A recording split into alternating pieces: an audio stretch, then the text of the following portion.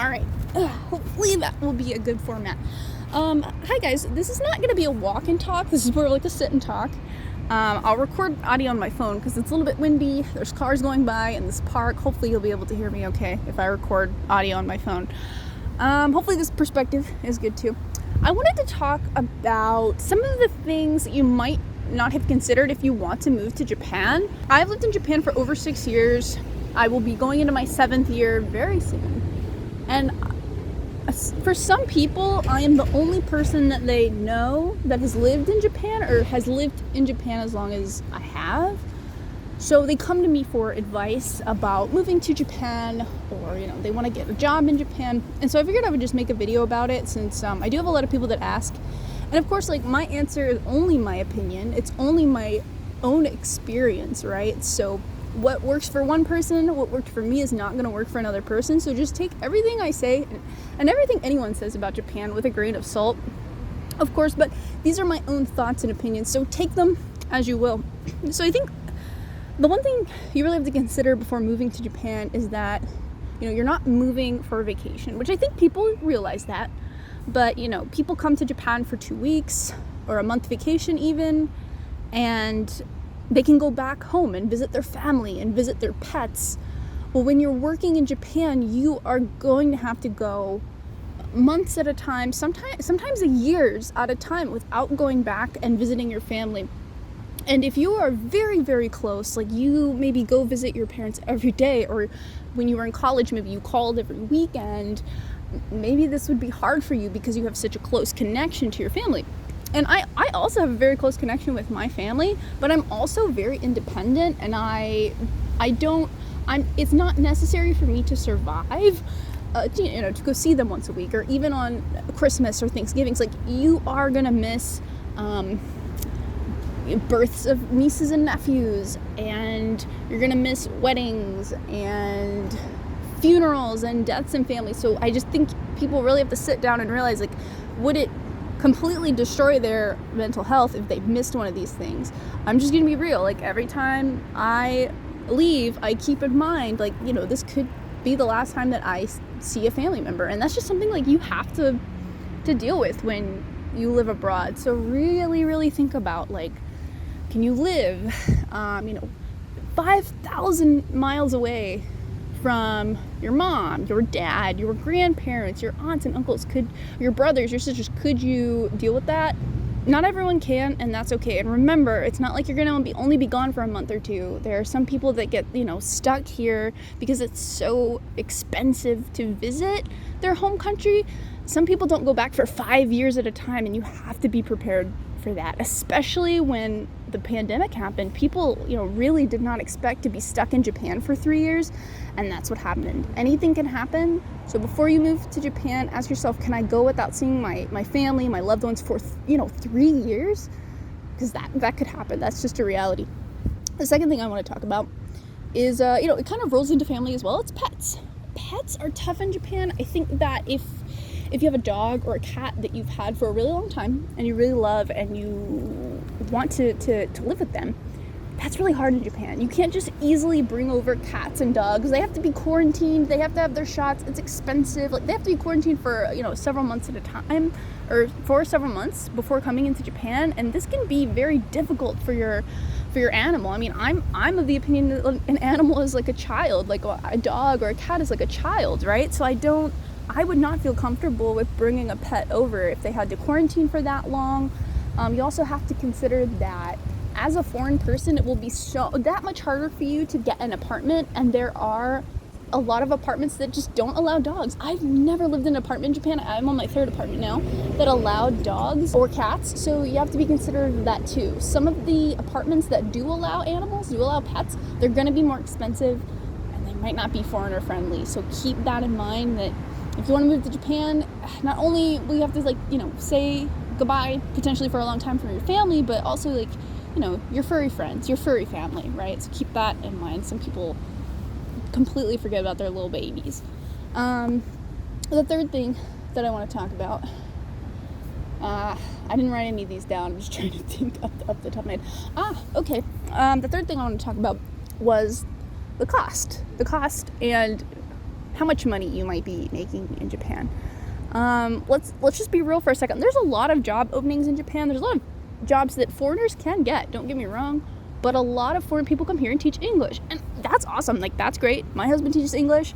I teach English online. I taught English in Japanese schools for a year. It was actually a really great job. I really enjoyed it. I don't believe in the whole, like, oh, don't come to Japan and be an English teacher. Like, I don't believe in that. Like, it's actually a fun job if you get with the right company and you have a good attitude about it.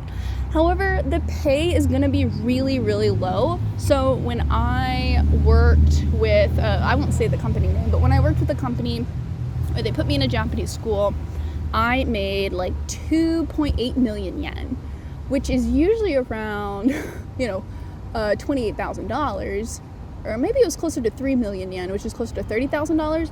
But because of the really bad exchange rate in Japan, like you're really, like, you could be getting paid as low as $15,000 to like $18,000 a year. So if you're someone that does spend a lot of money, you like to go on trips, you're into fashion, you're into collecting things, like, you do have to consider that maybe your job in the United States, which I'm just using the United States because I'm American, you might have to consider that, maybe you're a manager at a retail store or a gas station or something, and maybe you make like $40,000 or $50,000 a year, which is not bad. Be ready to take a major pay cut if you come to Japan. And you might think, well, the cost of living in Japan is cheaper, and I think it is. Like, my rent is cheaper in Japan. Buying food for me has been cheaper in Japan. However, if you have bills to pay in America, whether that be medical bills, credit card bills, student loans, for example, like, you are going to be sending back a huge chunk of your paycheck back home. And so I know a lot of people come here to Japan and they really struggle, and they made double what they did in the United States. So just really keep that in mind. And you might say, like, oh, money's not a big deal, but think of your spending habits now. Like, if you're making 40 or 50K a year, think of those spending habits now. You probably would not be able to continue the same spending habits that you have now that you do in Japan. So keep that in mind as well.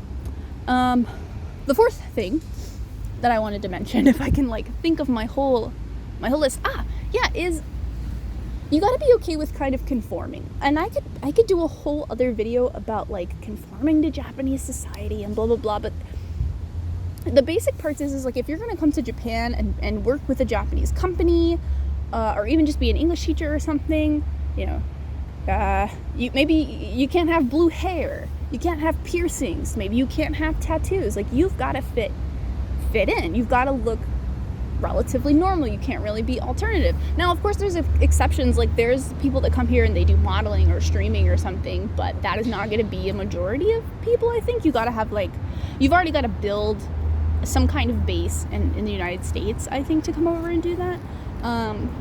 But I guess I'm speaking for most people that would be coming to Japan, specifically from America, to be an English teacher. Yeah, you're gonna have to conform. If you're into alt fashion or dyeing your hair or something, you really got to, how do I put this? I don't want to say grow up, because I really love alt fashion, and there's no age limit, right, on alt fashion or dyeing hair or having tattoos or something like that. But in a way, in Japan kind of views that as something that young people do or rebellious people do. So you are going to have to conform. So if you're not okay with covering up your tattoos or dyeing your hair back natural or dressing really normal and conforming, then that can be tough for you too. And the fifth and final one that I wanted to mention, if I can remember it, I might have to do a cut here if I can't remember. I remember now. Okay, I did have to cut. It took me this long to remember. Is you have to be okay with living in the countryside, because this could potentially be a placement for you if you do get an English teaching job, for example, which again most American people would probably become an English teacher before they work as a Japanese translator or something like that, right? Or with a gaming company where you need other skill sets. I hate to put it this way, but really almost anyone can be hired by an English company. It's true, at least in my experience and the people that I've worked with.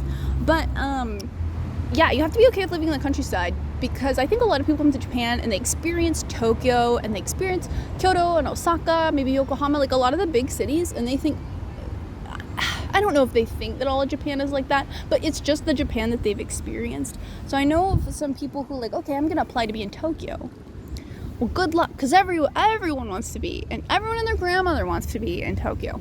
Except for me, I do not care for Tokyo that much. I know that there are some English companies that won't even let you put Tokyo down as like a desired place that you would want to live. You have to remember that most of the Japanese population like lives outside of Tokyo, lives in villages and small towns and stuff, and so you might be isolated for a bit, and you might have to deal with some loneliness. Like, you might be 4 hours away from Tokyo, and you might not have the money to take public transport to Tokyo and back to your home, during the small weekend you have, Saturday and Sunday. So just keep in mind that you might be home a lot if you live in the middle of nowhere. One of my friends that I met, they lived in this really small town in Miyagi, Japan, where they had to drive to the closest station. It was not a walk like you maybe have experienced in the bigger cities in Japan. You have to drive 20 minutes just to get to the closest station, and then ride for half an hour to get to any resemblance of a city. So keep in mind that you might be so excited and ready to move to Japan, but you'll be in the middle of nowhere where maybe the town doesn't have a restaurant. The town might have one convenience store, not really any shopping. The only thing there is houses and the school, and there's not really much else to do. So be prepared for that as well, and be prepared for there not to be a lot of other foreigners around too. You'll have to get good at Japanese. You'll have to talk to Japanese people. So yeah, keep that in mind too. If you're not used to the countryside in the US, the countryside in Japan is, in my opinion, even more, is desolate the word I'm looking for? Even more just without people, without things to do. I personally really love the countryside. I'm able to live in the countryside, grew up in the countryside of America, but I have realized that I really do like city life now that I live in Sapporo, the 5th biggest city in Japan. I really do prefer this lifestyle, but it might take you a while. Your first job in Japan, you might be in the middle of nowhere. You might look outside your window and there's rice fields, and that might be cool and cute for Instagram, and it might be cool and cute for a while, but then maybe you start to crave going shopping or going to karaoke or going to bars or something. So keep that in mind, that you might be placed in the middle of nowhere and you'll have to deal with that. It can be really tough if you're an extrovert, but hey, if you're an introvert and you'd like to just living on the internet like me, it might work out for you. Anyway, guys, I hope this video was helpful. So glad my camera did not die while I was talking about this. If you guys have any questions, please let me know in the comments. Again, this is just from my own heart. This is just from my own mind, my own experience.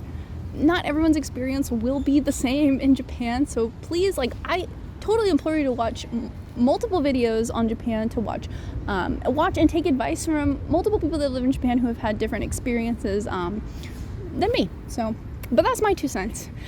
Anyway, thanks for watching. Thank you, Patreon people. Really appreciate you guys so much, and hopefully I'll see you in the next video. Take care. Bye. I don't know what that move was.